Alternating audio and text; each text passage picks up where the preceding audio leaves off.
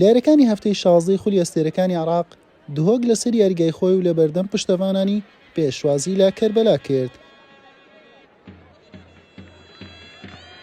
هەرزوو دهۆک بە ئامانجی گەیشتن بە گۆڵ فشاری خستە سەر میوانەکەی. لە خولەکی سێ ناوبژوان لەم حاڵەتە تەنها کارتی زەردی بەڕووی محەممەد کەریم لە یانەی کەربەلا بەرز کردەوە.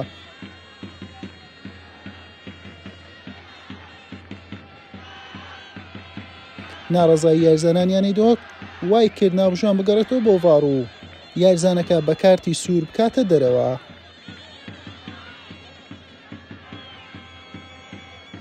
یاریەکە کەمترین هێرشی بەخۆیەوە بینی، هەردوو تیپ ئاستیان لە یەکۆ نزیک بوو. پێچەوانەی ئەوەی پێشبینی دەکرا دهۆک باشتر دەرکەوێت، سوود لە کەمی ڕێژە یارزانانی تیپی میوان وەرگێت. ئەمە دوایین هێرش و مەترسیدارترین هێرشی نیوە یەکەم یاریەکە بوو. گۆڵ بەرهەم نەهات. لا نیوەی دووەم هەڵۆکانی چیاکان جیاوازتر هاتنەوە نێو یاریگا.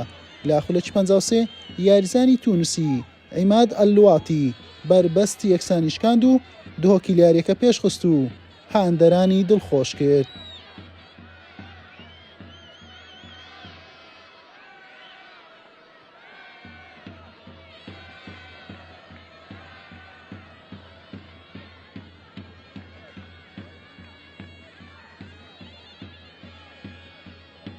لە خولەکی 76 ناوبژوان لێدانێکی سزای بۆ شین پۆشانی خاوەن ماڵ ئەژمار کرد. زیاد ئەحمەد بە شێوازێکی ناوازە جێبەجێ کرد و ئەنجامەکەی بۆ دهۆک دوو هێندە لێ کرد.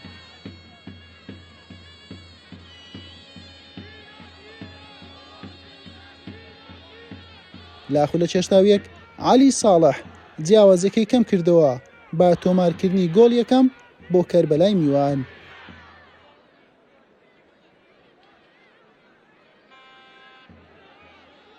خەریک بوو مۆیسس لۆکاس دا سیلڤا گۆڵی سێمیش بۆ دهۆک تۆمار بکات. تۆپەکەی ڕێگای ستونی هەڵبژارد. لە دواخولەکان هەردوو تیپ چەند دەرفەتێکیان بۆ گۆڵ تۆمارکردن هەبوو، بەڵام ئەنجام وەک خۆی مایەوە بە سەرکەوتنی دهۆک بە ئەنجامی دوو گۆڵ بەرامبەر گۆڵێک بە کۆتایی هات. بەم شێوەیە دهۆک بە کاتی و بە کۆکردنەوەی 27 خاڵ خانەی سێمی ڕزبەندی یانەکانی گرت. بۆ یاری داهاتووی گەشتی بەسڕە دەکاتەوە و ڕوبەڕووی مینا دەبێتەوە.